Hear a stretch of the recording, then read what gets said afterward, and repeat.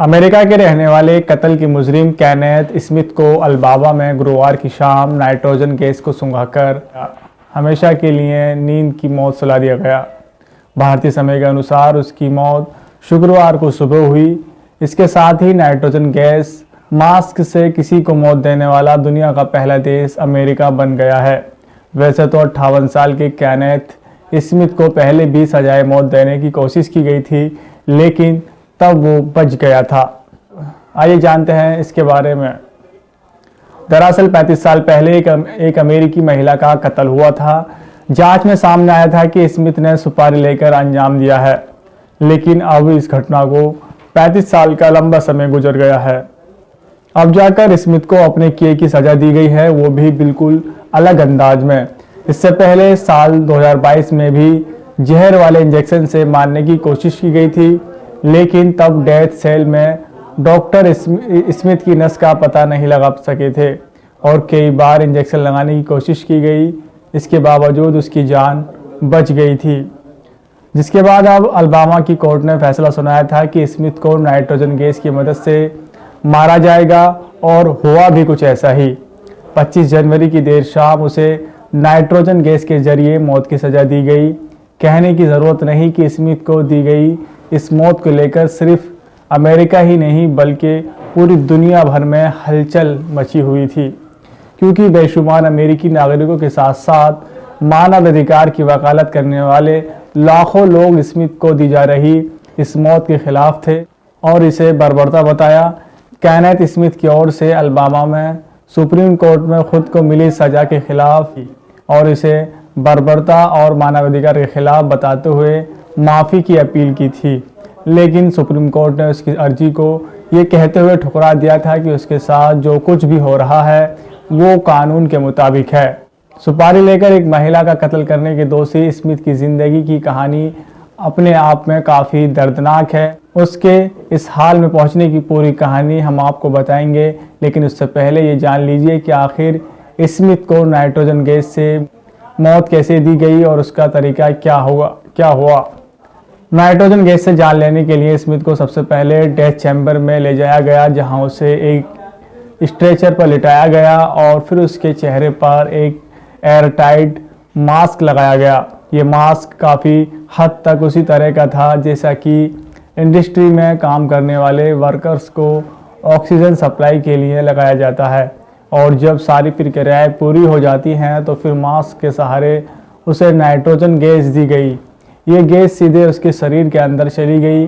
Mask लगे होने की वजह से इस दौरान उसे ऑक्सीजन बिल्कुल नहीं मिली और उसकी कुछ ही सेकंडों में मौत हो गई। ऐसा उसके साथ कम से कम 15 मिनट तक किया गया। कम से कम 15 मिनट तक उसे नाइट्रोजन गैस दी गई। डॉक्टरों की माने तो नाइट्रोजन गैस अंदर जाने के कुछ सेकंडों के अंदर वो बेहोश हो गया था और अगले चंद मिनटों में उसकी मौत हो गई।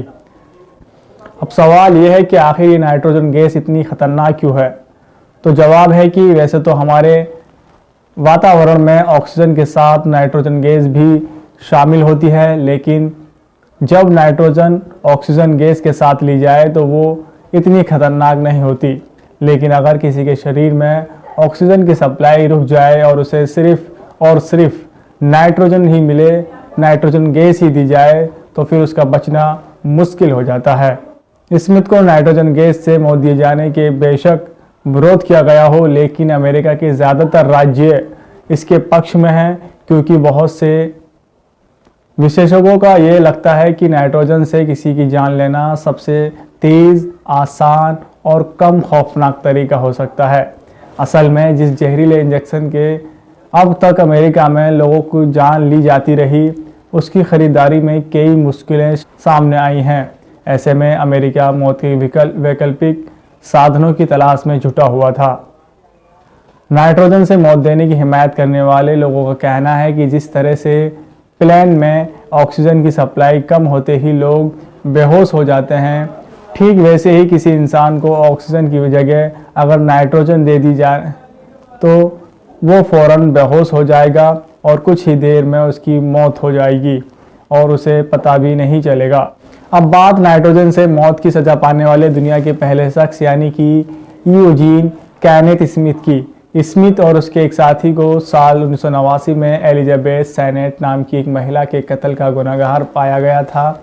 सेनेट एक धर्म प्रचारक की पत्नी थी जिनकी हत्या के लिए स्मिथ और उसके साथी को किसी ने $1000 की सुपारी दी थी, जिसके बाद दोनों ने पहले महिला को पीट कर और फिर चाकू से गोद कर मौत के घाट उतारा था। दोषी पाए जाने के साथ ही उसे सजाए मौत दी गई और उसके बाद से लेकर अब तक स्मिथ अमेरिका के अल्बामा में मौजूद हॉलमैन करेक्शन होम यानी कि हॉलमैन सुधार गृह या यूँ कहें कि हॉलमैन जेल में 3 दशकों से ज़्यादा का समय कैद था। करीब 35 साल से लेकर अब तक अपनी ज़िंदगी के दिन गिन रहा स्मिथ को हालत लगातार बिगड़ रही थी। मीडिया से भी बात करने की इजाज़त तो नहीं थी, लेकिन हाल ही में उसने कुछ सवालों का लिखित जवाब दिया जिसमें स्मिथ ने कहा था कि वो अब अंदर से टूट चुका है, उसके शरीर धीरे धीरे ख़त्म हो रहा है, उसका वज़न लगातार घट रहा है, उसका जी मचलता है और उसे लगातार पैनिक अटैक्स आते हैं। उसने अपनी इस मानसिक हालत को काफ़ी तकलीफदेह बताया था। नाइट्रोजन गैस से मौत देने के तरीके का यूएन यानी कि संयुक्त राष्ट्र ने भी विरोध किया है। अमेरिका के एमोरी यूनिवर्सिटी के एंथियोलॉजी विभाग के एसोसिएट प्रोफेसर जुएल जिवॉट ने इस सिलसिले में यूएन को एक रिपोर्ट भेजी। रिपोर्ट में जुएल ने लोगों को मौत देने के मामले में अल्बामा शासन के ट्रैक रिकॉर्ड को काफ़ी खतरनाक बताया। अल्बामा में स्मिथ अकेला ऐसा शख्स नहीं है जिसे सजाए मौत देने की कोशिश एक बार नाकाम हो चुकी है। इससे पहले साल 2018 में भी 3 लोगों को अल्बामा शासन ने जहरीले इंजेक्शन से मारने की कोशिश की थी, लेकिन वो बच गए थे। मगर हैरानी की बात यह है कि इन मामलों में हर बार शासन ने इस नाकामी का ठीकरा मरने वालों के सिर पर ही फोड़ा था। यानी कि उन्होंने कहा था कि उनकी गलती से शासन उनकी जान नहीं ले सका। यही वजह है कि नाइट्रोजन गैस से किसी की जान लेने का विरोध करने वाले लोग कह रहे हैं स्मिथ के साथ ऐसा करना एक तरह का ह्यूमन एक्सपेरिमेंट है जिसका विरोध होना चाहिए। किसी को नाइट्रोजन गैस से मौत दिए जाने का ये दुनिया का पहला मामला है। अब सजाए मौत देने वाले कुछ देशों में अपनाए जाने वाले तरीकों के बारे में भी जान लेते हैं। मसलन कि फायरिंग, फांसी या पत्थर मारकर सूडान और अफगानिस्तान में जान लेने का नियम है। Bangladesh, Cameroon, Syria, Uganda, Kuwait, Iran और मिस्र में फांसी के साथ साथ लोगों की गोली मारकर भी जान ली जाती है। इसी तरह Bharat, Malaysia, Barbados, Botswana, Tanzania, Zambia, Zimbabwe और दक्षिण कोरिया वो देश हैं जहां सिर्फ फांसी के जरिए लोगों को सजाए मौत मिलती है। Yemen, Tonga, Turkmenistan, Thailand, Bahrain, Chile, Indonesia, Ghana और आर्मेनिया में सिर्फ गोली मारकर जान लेने का नियम है, जबकि चीन में इंजेक्शन से और फायरिंग से सजाए मौत दी जाती है। फिलीपींस में सिर्फ जहरीले इंजेक्शन से ही लोगों की जान ली जाती है, जबकि नाइट्रोजन वाली मौत के बाद अमेरिका दुनिया का इकलौता ऐसा देश बन गया है जहां 4 तरीकों से मौत की सज़ा दी जाती है। जिसके बाद व्हाइट हाउस ने मौत के इस तरीके पर चिंता जताई है। व्हाइट हाउस ने इस पर कहा कि नाइट्रोजन गैस का इस्तेमाल चिंताजनक है, हम इससे बेहद दुखी हैं और व्यवस्थित हैं। अमेरिका में जहर का इंजेक्शन देकर मौत का सज़ा दी जाती है, लेकिन अल्बामा, ओक्लाहोमा और मिसिसिपी में नाइट्रोजन गैस से मौत की सज़ा देने का प्रावधान है। अल्बामा के अटॉर्नी जनरल स्टीव मार्शल ने केनेथ स्मिथ को नाइट्रोजन गैस से मौत की सज़ा देने का फैसले का जवाब दिया है।